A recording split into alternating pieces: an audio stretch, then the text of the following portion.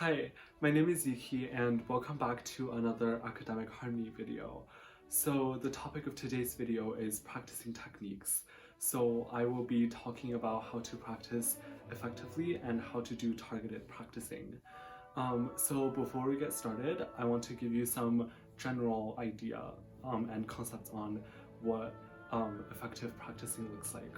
So first of all, you're not just when you're practicing a repertoire, you're not just running through it, going all the way from beginning to end. You're identifying parts and pieces of the music that you're struggling with or you're not perfect on. And you're working to perfect your techniques and the passages. So instead of practicing everything, you want to target the spots that you really need work on.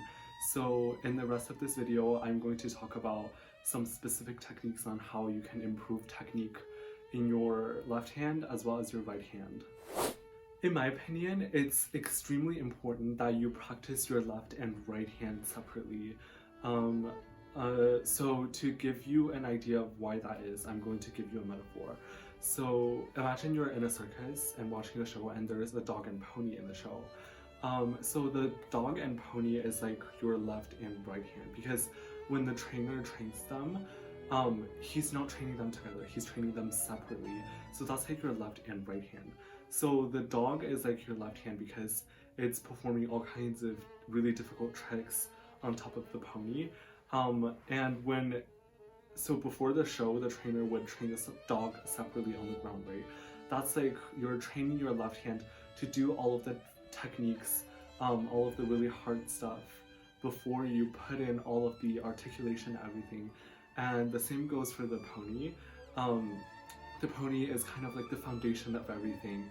And it's like you have to have really long stamina in order to be able to perform the whole show. So you have to train your right hand separately to do all those different kinds of articulations and everything. So it's really important that you train your left and right hand separately. So the first thing I want to talk about is some techniques that you can use to help improve your intonation. So the first one is using a drone. So whether you have a tuner, an app on your phone, or a YouTube video that can play a consistent tone, you want to play a tone that's in the key signature of your piece. For example, if your piece is in G major, then you want to play a G tune, so like a G tone that's consistent. And then what you're listening for is the intervals, right? Because if you're playing in tune, your note should form a perfect, like really nice interval with the drone, and then you can hear that the interval is like ringing, and then you know that you're in tune. But if you're not in tune, then it's gonna sound dissonant and not very nice, and then it would tell you that you're out of tune. You would know that, and then you would adjust your fingers to make sure that it's in tune. So that's a really good way to improve your intonation. And a key thing to remember is that when you're practicing with a drone, make sure to practice very slowly. So play each note for a really long duration and really tune them.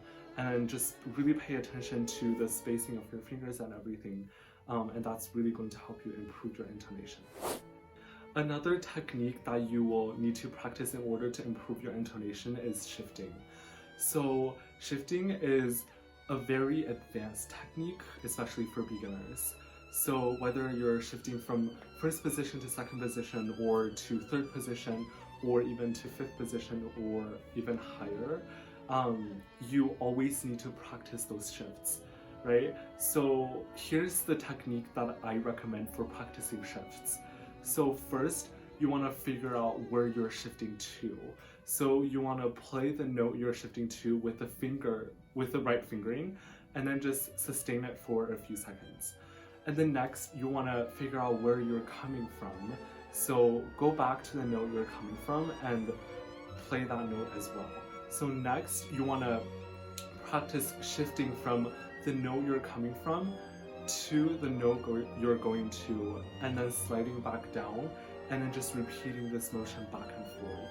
And it's often really helpful if you can use a ghost note For example, if you're shifting from a first finger to a third finger, it's better to practice the shift from first finger to first finger or third finger to third finger. So the most important thing to remember is that you want to repeat the motion because what you're practicing is not shifting from your note to note. What you're practicing is the motion of your arm. You want to know how far your arm moves so that you can get the note in tune, so that you can get the shifts really, really accurate. So repetition is the key when you're practicing shifting. Next, I want to talk about some of the things that you can do with your right hand to improve your articulation as well as your tone. So, like I mentioned in the warm-up video, you can do some practices in the warm-up in order to allow you to have a greater bow control, such as just standing in front of the mirror and just playing an open string over and over again, and just make sure that your bow is going straight all the way through. That's going to help you have a better bow control.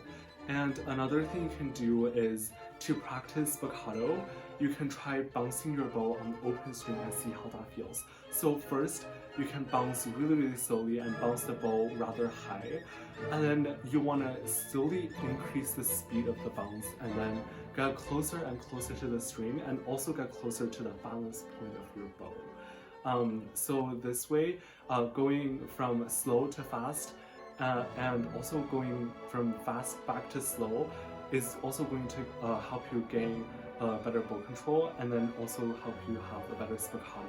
So these are the two recommendations I would give you for how to practice articulation in warm-ups.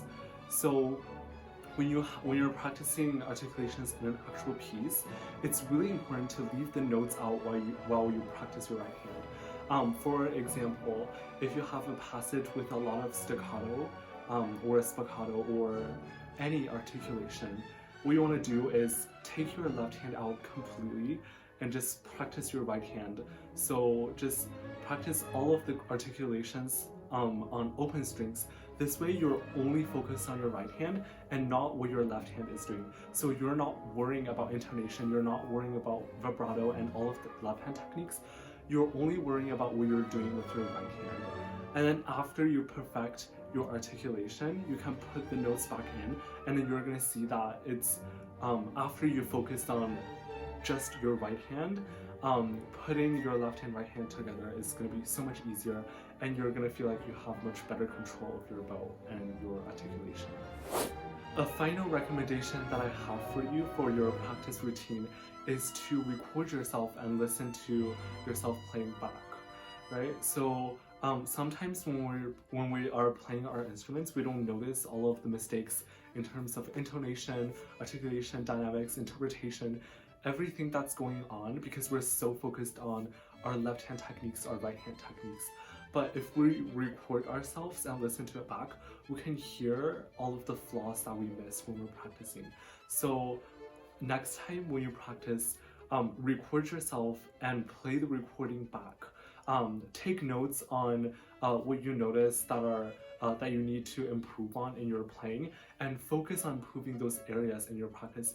Remember, there's not much use in practicing parts that you already perfected and parts that sounds really good. Because in a practice session, it's most effective if you can spend all of the time working on things that you actually need improvements on. So in my opinion, recording yourself and listening to yourself back and identifying areas of improvements and then design your practice session according to those is a really, really effective way of practicing. Okay, so that is going to be all of the practicing technique I'm going to talk about today. Thank you for watching through this entire video. I hope you really learned something from this and incorporate the techniques that I talked about into your own practice routine. So in this channel, you will also find some practice technique demonstrations. So I've actually recorded myself practicing the Barber violin concerto second movement, and I incorporated some of the techniques that I talked about in this video, so you can see how I actually apply those in my own practice routine. So if you're interested in that, definitely check out these videos. Otherwise, have a good day, and thank you so much for watching. Bye.